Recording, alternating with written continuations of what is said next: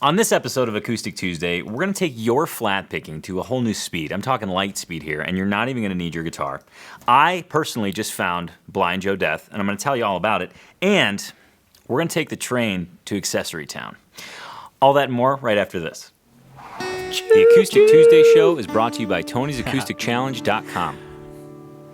Welcome to Acoustic Tuesday, episode number 9. I can't believe we're here on the doorstep of double digits. I'm pumped, and I'm even more pumped because I'm joined by none other than Levi Quila, the man with a technical plan, and of course, Sir Noah Jacob.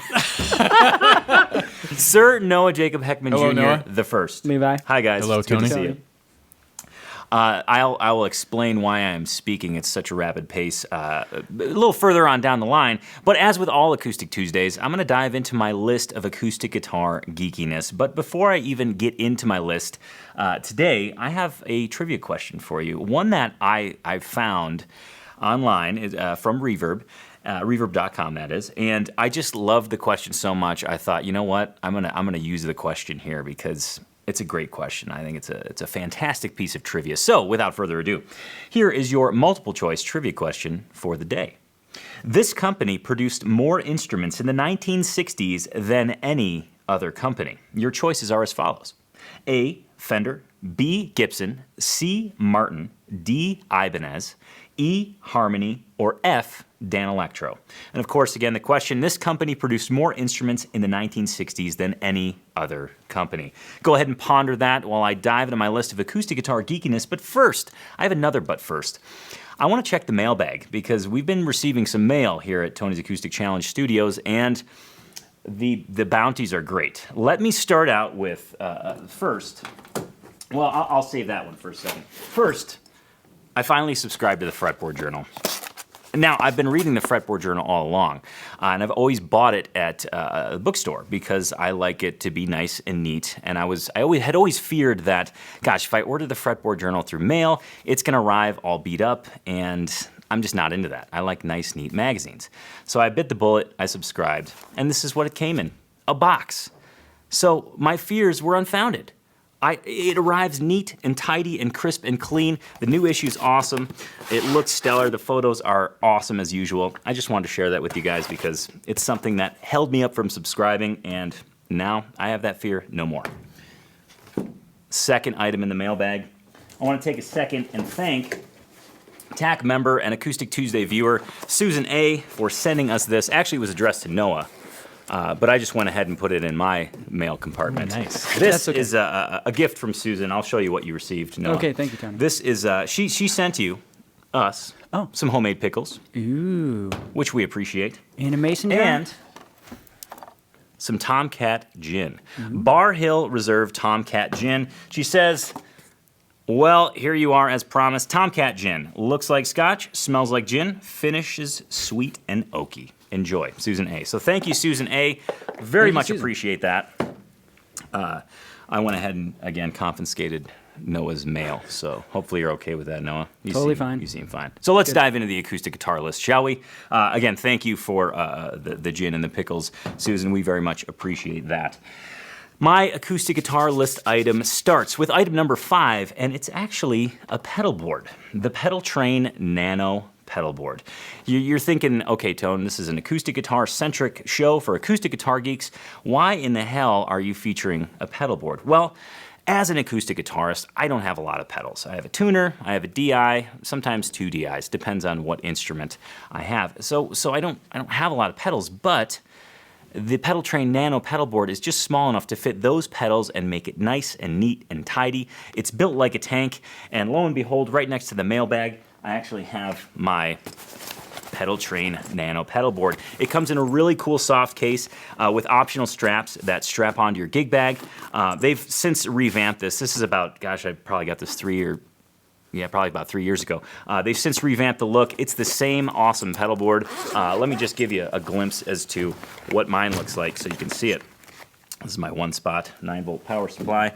But I have on my Nano pedal board, it's a nice, just kind of chunky metal pedal board. It's light, it's not like crazy heavy. It comes with Velcro. I have a tuner, my Fishman Aura for my dobro, and a Radial Pro DI. This is my dobro pedal board.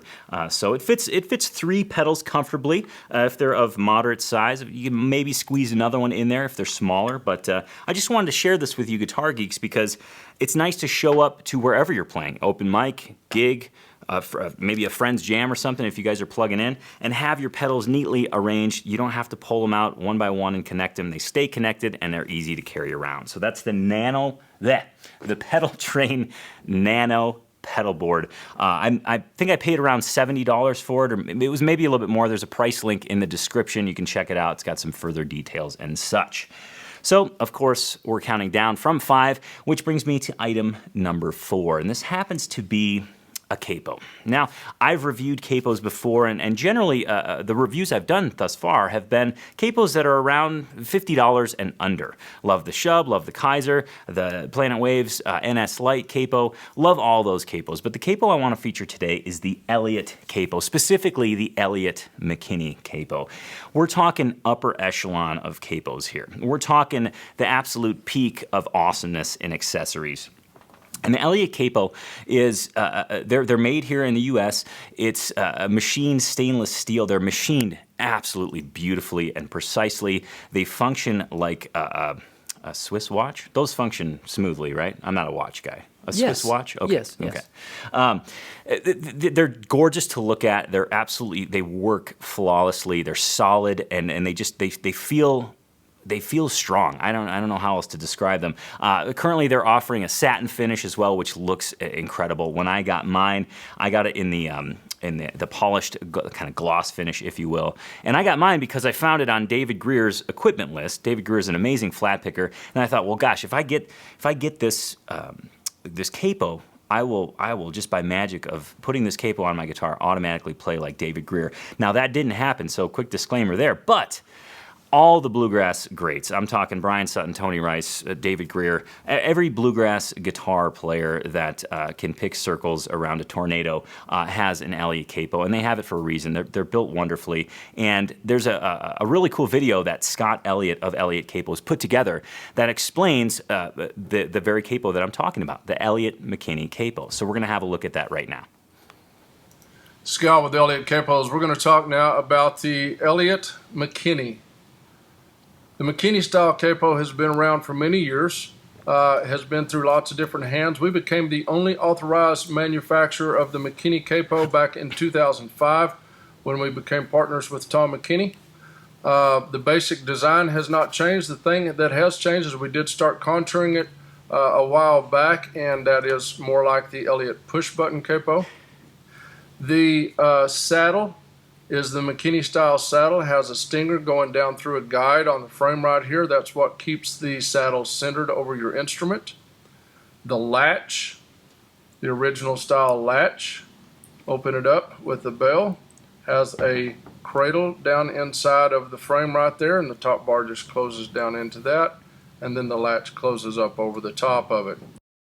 As you see, it is obviously available in a polished finish. It is also available in satin. Just pick which finish you want from down below. 16-inch radius is standard on all of our capos. If yours is something different, put that in the comments section down below so we can make sure and accommodate your neck radius. All right, so that was Scott from Elliott Capos explaining the Elliott McKinney Capo. Now, that's just one of the many capos that they offer. As he discussed in that video, there's custom options that you can have, specific radiuses for your fingerboard, specific neck profiles, nut widths, you name it, they've got you covered, and it's made very well. Now, I will say this, Elliott Capos are not cheap, but they're made to exacting specifications. So I think they're worth every penny. Some people scoff at a $140, $120 capo. I took the plunge, and I am still very, very happy with it. The pad that covers the strings is replaceable, so as long as you don't lose the darn thing, it'll last you a lifetime, and you can even pass that one down because it's made that well. So that's item number 4, which we should keep counting down to item number 3. I've got a bunch of stuff left.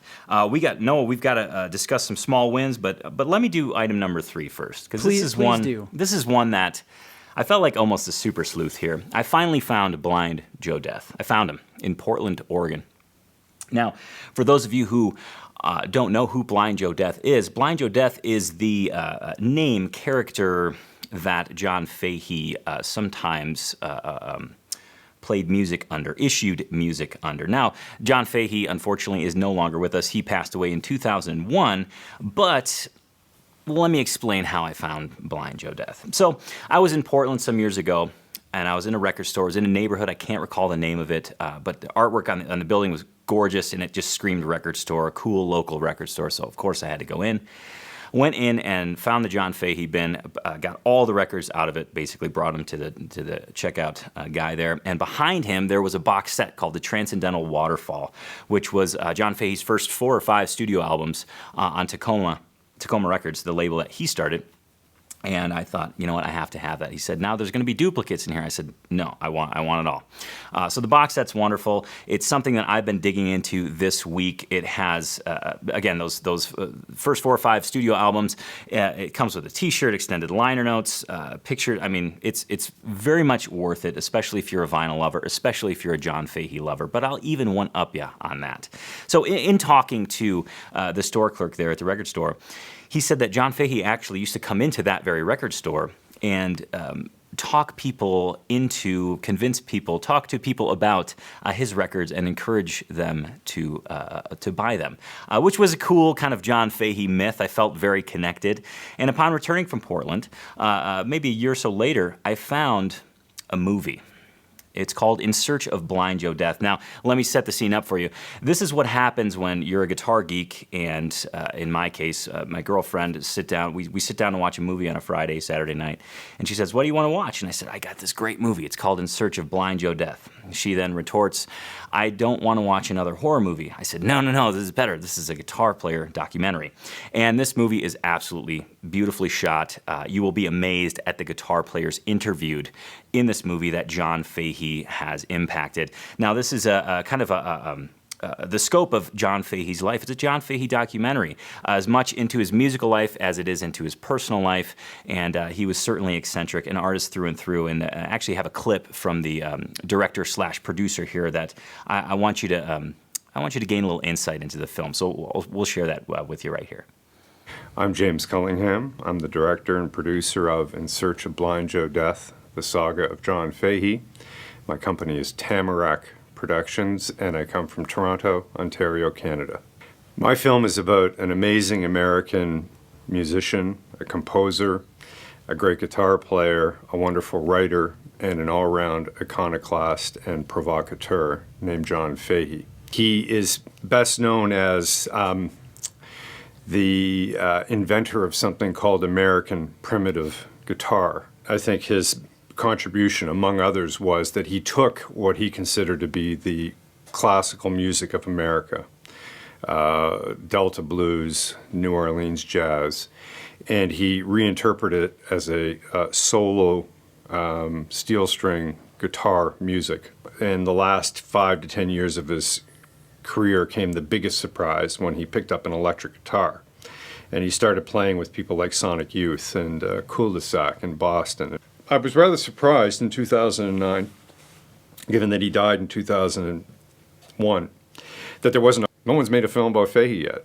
He's kind of like a guitar player, so there's a lot of goodwill towards trying to make a film about this extraordinary individual.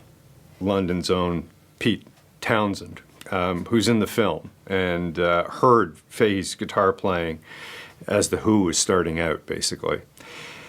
And it may seem odd, you know, the guy who was the loudest electric guitar player in the world probably at that moment, inspired by this guy who was simply playing acoustic steel string guitar, but Pete Townsend. All right, so your appetite is sufficiently whetted for this movie, again, In Search of Blind Joe Death. Now, I've talked about it. You've heard the director talk about it. Let's actually look at a clip from the movie. So here is the official trailer for In Search of Blind Joe Death.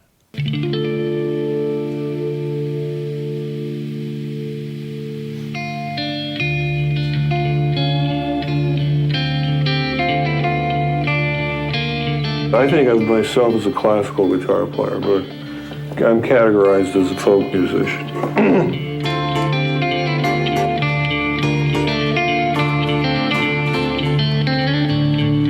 You've got a real John Fahey mystique Whereas behind that mystique, there was a real human being. The way he treated the guitar as though the guitar was an orchestra almost. It's been said of John Fahey that his style is American primitive. And what would you call your style if you had That's to the call closest thing, I wouldn't worry about calling it anything. Okay. He seemed to me the kind of folk guitar playing equivalent to sort of William Burroughs or Bukowski, Charles Bukowski.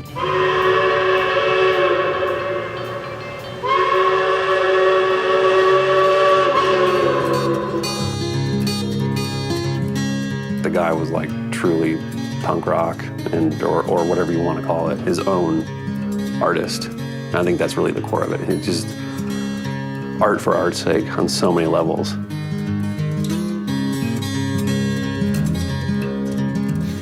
You know, he had a real edge to him.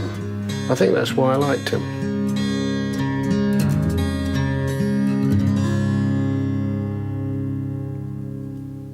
All right, so I strongly recommend this movie. I can't remember exactly where I either rented it on iTunes or streamed it via Amazon, but it's one that I would even purchase as well for my own kind of guitar geek collection, if you will. I don't think it's on Netflix, but you can certainly check. There's more links to it in the description below if you want to check it out further. Now, I got 2 more items on my guitar geek list today. I want to play darts with Noah, begrudgingly. And I have your trivia question answer. But first, I want to do a little bit of celebrating, Noah. I think we should take a second and celebrate some small wins. So, shall we? I'm ready.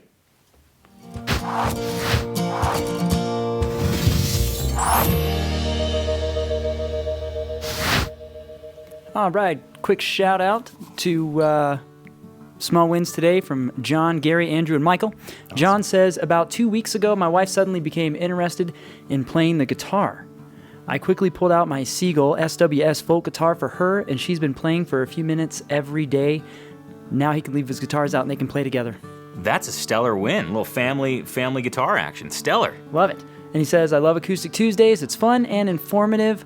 30 minutes that I look forward to every week. Fantastic. Thanks for watching. Gary says, I stopped to help. This one is one of my favorites to date. Gary says his small win was, I stopped to help someone who got stuck in the mud and ended up finding someone to jam with. That's awesome. That's very serendipitous. I like that. I like that a lot. Andrew, his small win. This past May, I took my first plane trip and saw Bob Dylan in London. Oh my God. That's kind of a big win. That's a huge win. That sounds fun. And last, small win for today. Michael says, I am now a bourbon drinker. Thanks to the dartboard challenge, I challenged myself to try something new and picked up a bottle of Woodford Reserve Kentucky Straight Bourbon Whiskey. Happy to report it goes down nice while watching Acoustic Tuesday. Great show, gents. And Tony, you are a fantastic teacher. Would love to see you play one complete tune sometime. Cheers from Canada. Awesome. Well, thanks for watching, and we'll put that. Both Levi and Noah have been bothering me to play a little bit.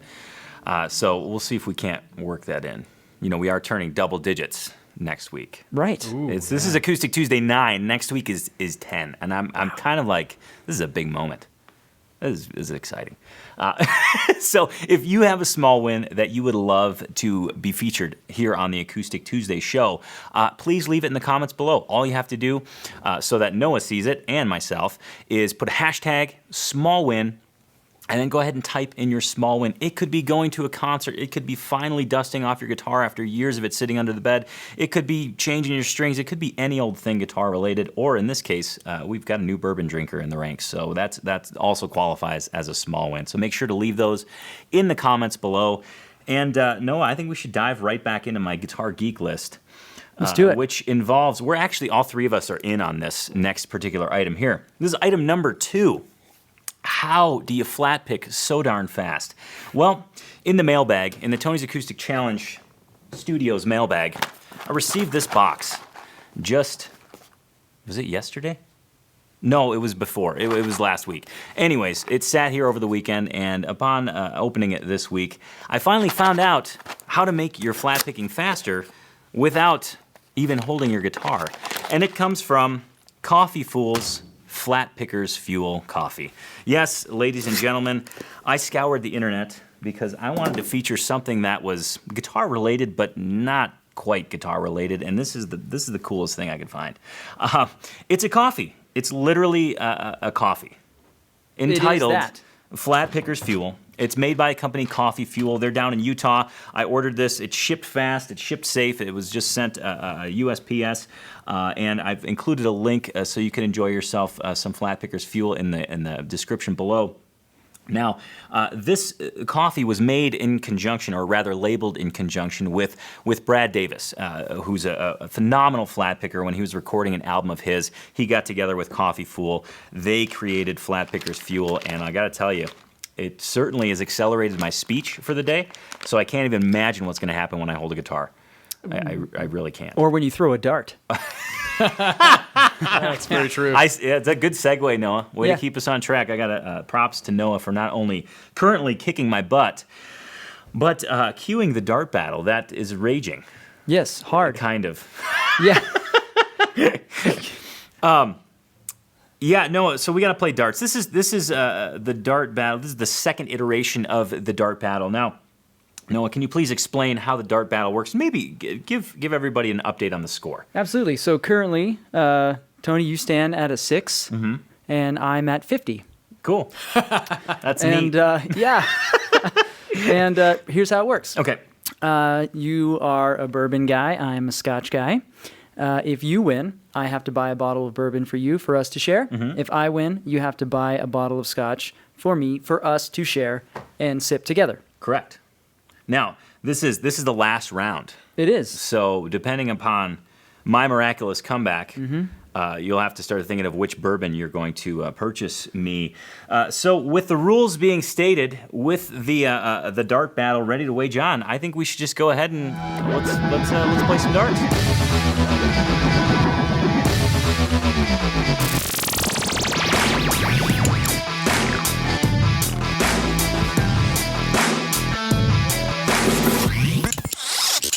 Noah, the dart cam is on. Go ahead, take your shot. What is that? Ooh. Is that a 17? 17. I am actually, I believe, mathematically eliminated. But I'm going to try anyways. Okay. I can at least try and get close. The dart cam is on. Take your shot. Triple 20. Oh! Is that a 20? No, or it's a 5. 5. 5? It's a 5. Okay, that puts us final score is Tony at 11, and I'm at a 67, which we discussed. If you landed a triple 20, which was the highest you could land, I would have beaten you by 1. I know. So, yeah. And I just wanted to close the margin there, but I was close. I was aiming for a triple 20, so that's not too bad. All right, so what does that mean? So next week? So next week, Noah, would you like to explain, or should I, since I've lost? What? Yeah, please. I was going to say have fun shopping. Oh, yeah. So next week, you'll get to follow me on my shopping adventure, where I go into uncharted territory for me, the Scotch section at the Montana Spirits and Liquor, which is just down the road, thank goodness.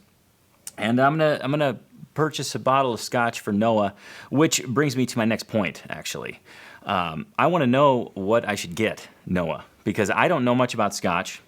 I want to surprise Noah and get him a Scotch that he would like, but that maybe he hasn't heard of. So please, in the comments below, let me know what I should purchase Noah, and I also want to know what you thought of the show today. Now, it's not over, but I want to know what you thought of the show thus far. So please, in the comments below, let me know a new discovery that you made, maybe a discovery that you'd like to share as well, or you can just stop in and say hi. We love hearing from you guys, and gals, that is. So, Noah, and of course, small wins. Please leave those in the comments below. Now, I've gotten a lot of flack for my shirt today. Have you? Well, from the two of you, and it's orange because Halloween is right around the corner. And I was thinking about going as a wizard this Halloween, but I'm not quite sure. But that actually is related to my next point, which is Guitar Geek item number 1. The Fretboard Wizard program. This is a program that I want you to be aware of. This is a program that I think will make a huge difference in your guitar journey, catapulting you into the next level, if you will. Now, the Fretboard Wizard program is a program that opens up twice a year. It's open to Tony's Acoustic Challenge members and non-Tony's Acoustic Challenge members, and it is a theory program. Now, I know it sounds weird to say, gosh, theory can be fun, but really, truly, theory is fun. Fretboard Wizard is a program that takes essentially the 20% of absolute necessary music theory, sets that aside from all the other cloudy stuff, and puts it in a very digestible fashion so that you can actually apply it to your guitar, and more importantly, the real world. So you can gain more comfort jamming, so you can gain more comfort playing with others and kind of speaking the language, if you will. Now, prior to Fretboard Wizard, the program opening up for enrollment. Again, it only opens up twice a year. There's a free workshop series that's called Guitar Theory for Everybody, and it goes over what I call the foundational 5. These are the core elements that all music theory is built on. We discuss the musical alphabet, how to construct a major scale, connecting that major scale to chords and the chord matrix, going ahead and looking into what makes a chord major and minor and how you can actually manipulate that. Further going into the cage system of navigation, and ultimately tying it all up with a kind of the universal rules summary. This is a free workshop series, and I want to make this available to everybody. So there's a link in the description below. If you want to just check out this free workshop series, please do so. I think it will make a huge boost in your confidence and your approach towards music theory. And I think that you'll start to begin to make some connections that you otherwise wouldn't make. This is something that has helped a ton of people already, and I say this without any exaggeration. I've gotten some wonderful feedback from the program itself, but even from this video series, which again, it's necessary information and a foundation that I want all guitar geeks to have. I ultimately want guitar geeks to know that, you know what, music theory doesn't have to be this pile of books and this like mad scientist approach. It's actually fun, and if you have your guitar in hand and start applying it right away, the lessons cement in your brain very quickly. At least they did for me. So actually, Larry S. from Pagosa Springs, Colorado, actually sent us a video about his reaction to the Fretboard Wizard program and what it did for him. So we're going to go ahead and let you have a look at that right now. Hey, Tony. Hey, this is Larry Smith over in Pagosa Springs, Colorado. Heck yeah, I'm going to take that class again. It was really good. I just picked up guitar last February. I have no musical training whatsoever. I'm 62 years old, and it really helped me get a handle on both the theory behind guitar music, but also how to find everything on a keyboard.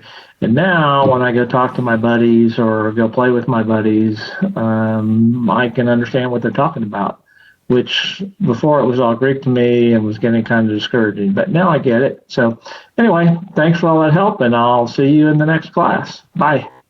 So I want to thank Larry for sending in that video, but also I just want to invite you guys to the free workshop series. I think it's something that really will enlighten you and maybe even break down that wall that separates well, at least it separated me from music theory for a very long time because I didn't want to dive into it. I took a theory class in college and it just scared the hell out of me. It seemed like a big mountain that I was never going to be able to climb, but this workshop series really lays it out in a nice, easy to digest fashion. It comes with a workbook and everything, so again, it's something that I strongly encourage you, whether you're just beginning guitar or whether you've played for a long time. I think there's connections to be made and always new lessons to be learned. So please check that out. Again, the link is in the description below, as is the link for everything I've spoken about today on Acoustic Tuesday, Episode 9. We're talking the PedalTrain Nano pedal board, the Elliott Capos, both the box set for the Transcendental Waterfall, the box set of John Fahey, and that movie In Search of Blind Joe Death, the Flatpicker Fuel coffee, and of course the Fretboard Wizard Guitar Theory for Everybody video series.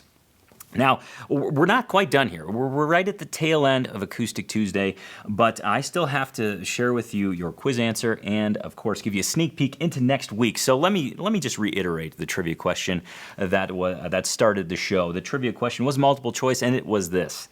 This company produced more instruments in the 1960s than any other company. Your choices were A, Fender, B, Gibson, C, Martin, D, Ibanez, E, Harmony, or F, Danelectro. And the answer was E, Harmony.